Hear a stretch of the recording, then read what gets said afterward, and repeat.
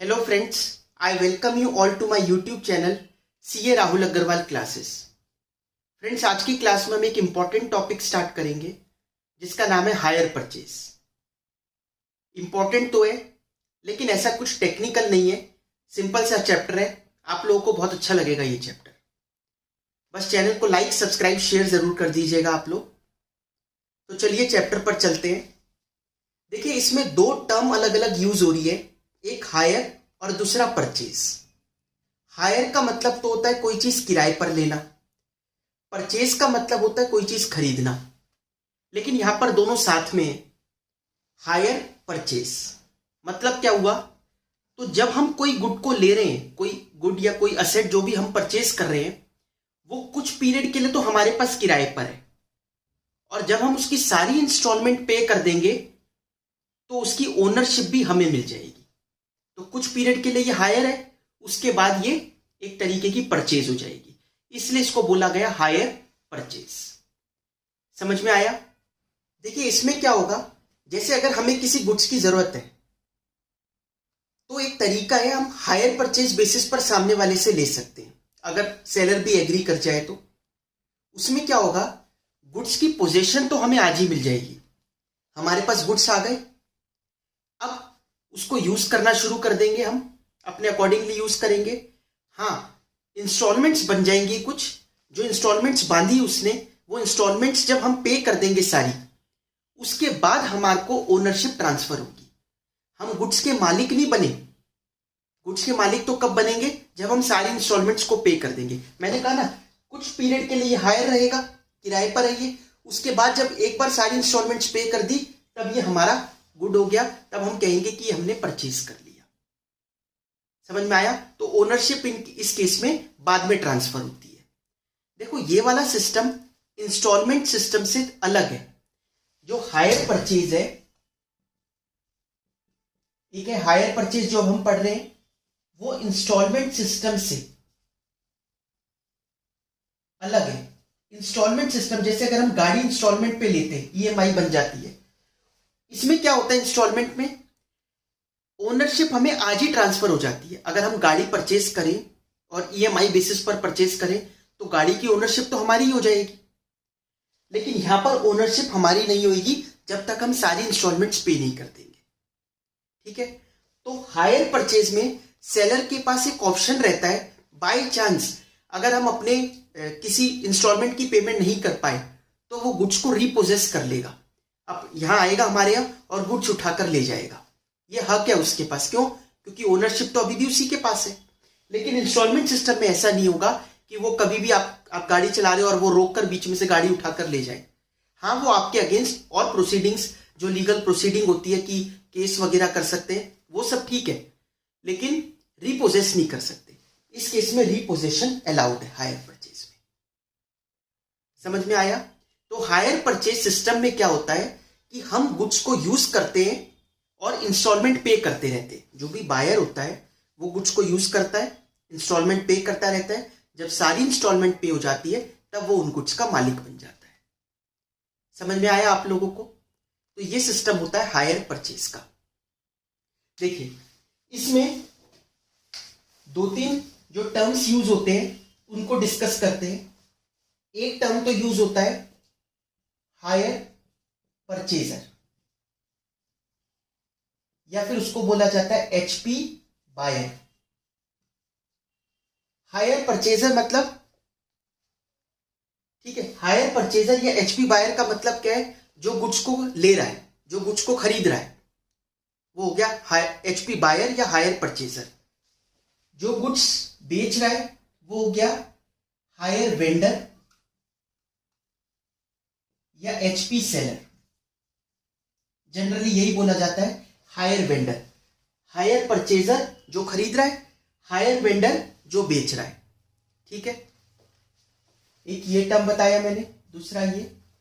Third, next term जो use होता है इसमें, कैश प्राइस। ये बहुत इंपॉर्टेंट है, ये बहुत बार यूज होएगा क्वेश्चंस में, प्रैक्टिकल क्वेश्चंस जब हम करेंगे। कैश प्राइस का मतलब है गुड्स की टोटल वैल्यू कितनी है विदाउट एनी इंटरेस्ट। कहने का मतलब, जैसे अगर हम गाड़ी परचेज करने जा रहे हैं या गाड़ी हम हायर परचेज पर ले रहे हैं, तो अगर हायर परचेज पर ली तो उसने कहा कि वैसे तो ये 5 लाख की है, लेकिन क्योंकि आप इंस्टॉलमेंट्स बनवा रहे हो तो ये आपको 6.5 लाख की पड़ेगी टोटल मिला के। जब सारी इंस्टॉलमेंट हम पे कर रहे हैं तो वो टोटल मिला के कितने की पड़ेगी, 6.5 लाख की, जो हमें over a period of time payment करनी होगी। 1.5 लाख का फर्क है। तो जो कैश प्राइस का मतलब क्या हो गया, जो विदाउट एनी इंटरेस्ट पेमेंट होती है। ठीक है, अगर हम इमीडिएटली आज ही उसको आउटराइटली परचेज करना चाहें तो वो कितने का पड़ेगा गुड, वो कहलाता है कैश प्राइस। ठीक है, अगर हम उसको आउटराइटली परचेज करना चाहें तो कितने का पड़ेगा, वो कहलाता है cash price. Hire purchase price, hire purchase price का मतलब वही हो गया कि टोटल इंस्टॉलमेंट्स जितनी भी हमारी बंदी है टोटल मिला के वो हमें कितने की पड़ रही है। क्यों, क्योंकि हमने उसको हायर परचेज बेसिस पर लेने का फैसला किया है। तो जैसे मैंने अपने एग्जांपल में कहा 6.5 लाख, तो 6,50,000 हो गया एचपी प्राइस या hire purchase price. Next term use होएगा down payment. Down payment, down payment का मतलब होता है, ये जनरली आजकल सबको पता ही होता है डाउन पेमेंट। तो डाउन पेमेंट का मतलब होता है जो हम इमिजिएटली पेमेंट करेंगे कुछ उसको। अगर हमने हायर परचेज पर ले भी लिया कोई गुड को, तो कुछ ना कुछ पेमेंट तो आपको हाथ की हाथ करनी पड़ती है। पूरे 6.5 लाख रुपए आप ये नहीं कि बाद में इंस्टॉलमेंट्स बांध देंगे, कुछ तो आप इमिजिएटली भी पे करो। वो जो भी आपस में एग्रीमेंट होगा म्यूचुअली कि 1 लाख रुपए हाथ की हाथ देने पड़ेंगे या 50,000 की डाउन पेमेंट करनी पड़ेगी, तो वो ये कहलाता है डाउन पेमेंट। आया समझ में? तो आपको सबका मीनिंग समझ में आ गया। Hire purchaser, hire vendor, cash price, hire purchase price और डाउन पेमेंट। ठीक है, वैसे इन दोनों के बीच में फिर डिफरेंस क्या है? इन दोनों के बीच में डिफरेंस है इंटरेस्ट का। जो हमें over a period of time interest लग रहा है, वो ही हो गया इन दोनों के बीच का डिफरेंस। क्योंकि ये प्राइस है जो आउटराइटली अगर हम पेमेंट करते हैं तो कितने की पड़ेगी, ये है अगर हम हायर परचेज बेसिस पर खरीदते हैं तो कितने की पड़ेगी। समझ में आया इतना? देखिए, अब इसमें हमें इंटरेस्ट की कैलकुलेशन करने को आ सकता है। तो एक आध प्रैक्टिकल क्वेश्चन करते हैं जिसमें हमसे ये पूछा जाता है कि इसमें इंटरेस्ट कितना हिडन है वो निकालो।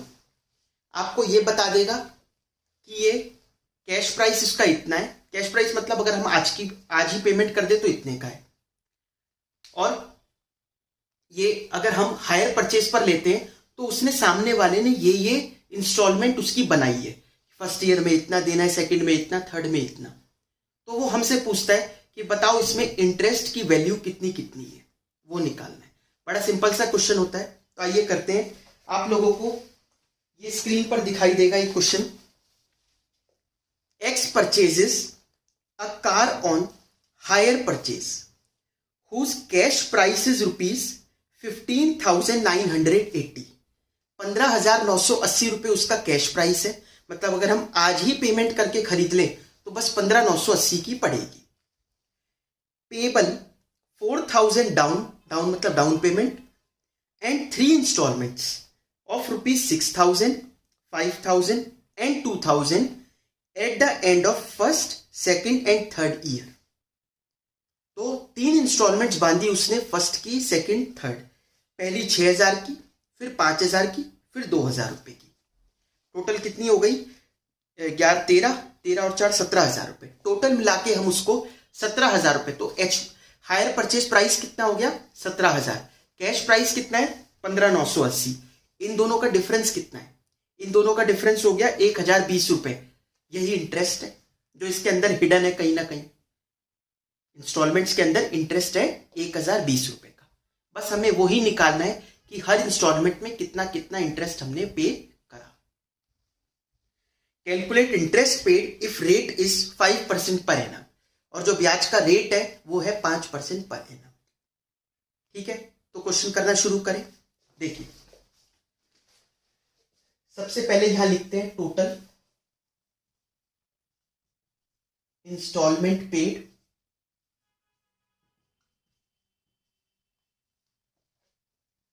इसमें इंटरेस्ट कितना है और फिर कैश प्राइस कितना देखिए आप लोग कैलकुलेटर साथ में रख लेना। कैश प्राइस,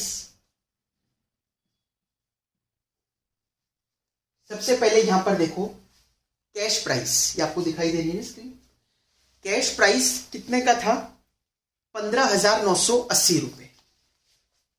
तो वैसे ये अगर हम इमीडिएटली पेमेंट करते तो 15,980 रुपए का पड़ता, और हमने कुछ करी भी है पेमेंट।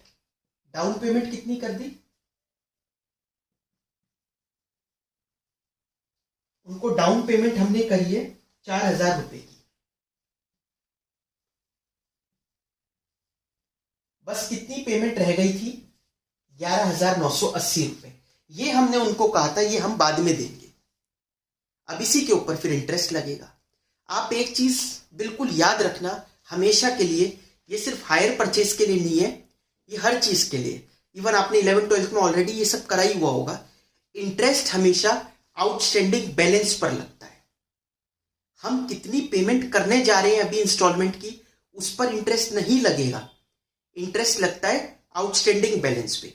अगर हमने बैंक से 1 लाख रुपए लोन लिया और हम पहली बार उनको 1 लाख में से 20,000 रुपए देने जा रहे हैं कि 1 लाख हम 5 बार करके देंगे, 20 हजार प्लस इंटरेस्ट देंगे, तो क्या इंटरेस्ट हम 20,000 पे लेके जाएंगे? बिल्कुल भी नहीं। इंटरेस्ट हम किस पर देंगे? उसको पूरे 1 लाख पर, क्योंकि हमने 1 लाख रुपए यूज करे पहले साल में, फिर 20 दे दिए, तो अब कितने रह गया प्रिंसिपल? 80। फिर 80 पे लगेगा, फिर 60 पर लगेगा, फिर 40 पे, फिर 20 पर। ऐसे लगता है interest. Interest is always calculated on outstanding balance. ठीक है, ये उस पर नहीं लगेगा कि कितनी हम पेमेंट करने जा रहे हैं। उससे क्या मतलब? फिर तो हम पेमेंट और कम कम करवाएं, धीरे धीरे करें, फिर तो उसी पर अगर इंटरेस्ट लगता तो। ठीक है, ये जो डाउन पेमेंट हम कर रहे हैं 4,000 रुपए, ये भी अपने आप में एक इंस्टॉलमेंट है। इंटरेस्ट कुछ होता नहीं इस पे, क्योंकि हाथ किया दिया है ना हम 4,000 रुपए। हमने कहा चलो ये तो डाउन पेमेंट रखो, तो 4,000 रुपए इंस्टॉलमेंट, इंटरेस्ट कुछ नहीं। कैश प्राइस कितना हो गया? 4,000 रुपीज का। ठीक है, तो अब हमारा आउटस्टैंडिंग बैलेंस कितना था? 11,980।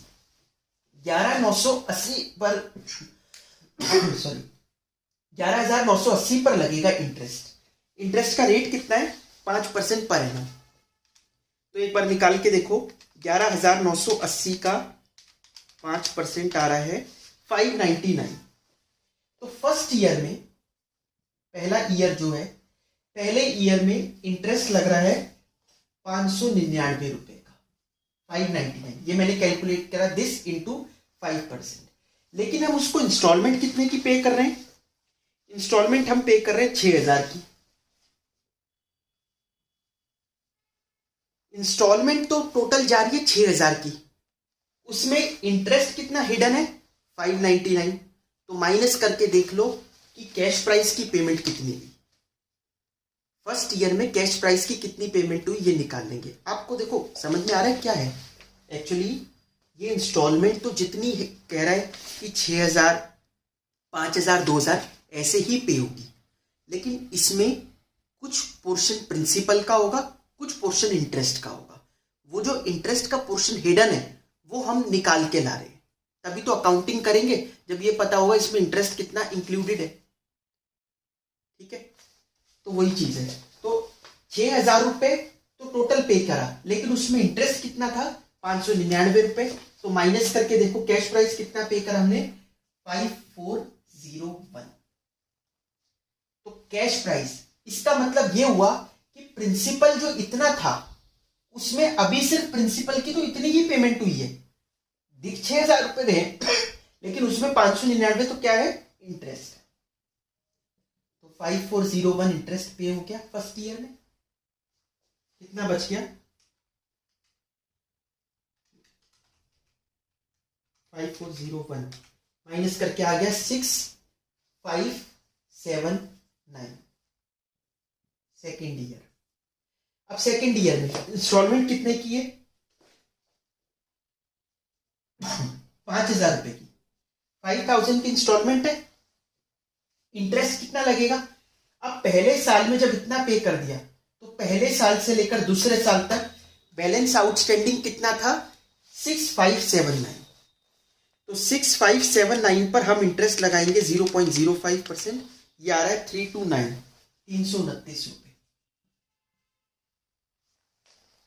अब 5000 में 329 रुपए इंटरेस्ट है, तो 4671 ये कैश प्राइस की पेमेंट हो गई। तो 4671 माइनस 6579 1908। थर्ड ईयर में टोटल इंस्टॉलमेंट कितने की जा रही है? 2000 रुपए की। अब एक चीज ध्यान से समझना, अगर आप 1908 का 5% निकालोगे, जो कि निकालना भी चाहिए, अगर हम 1908 का 5% निकाल दें तो ये अमाउंट आता है 95 रुपीज। ये आता है 95। तो अगर मैं यहाँ 95 लिख दूंगा, ठीक है, तो 2000 माइनस 95, अगर 2000 में से 95 माइनस करेंगे तो ये 1905 बन रहा है। 1905 की ही प्रिंसिपल की पेमेंट हुई, लेकिन प्रिंसिपल तो कितना है? 1908 रुपए। तो क्या 3 रुपए प्रिंसिपल बच गया, पे नहीं कर पाए? नहीं, ऐसा नहीं है। हम क्या कर देंगे, अब ना इसको राउंड ऑफ कर देंगे, क्योंकि प्रिंसिपल तो पूरा पे करना ही है। तो 2000 माइनस 1908, ये हो गया 92 रुपीज। ये 1908। हमने क्या किया, देखो ये सब हमने ना राउंड ऑफ करे थे, इस वजह से वो 1-2 रुपए का डिफरेंस आता है। तो लास्ट में ऐसा मत कर देना कि पता चले इसी में बैलेंस बच गया, कि अभी कैश प्राइस ही पूरा पे नहीं हुआ।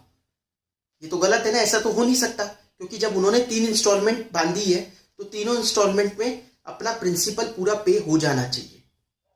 समझ में आया?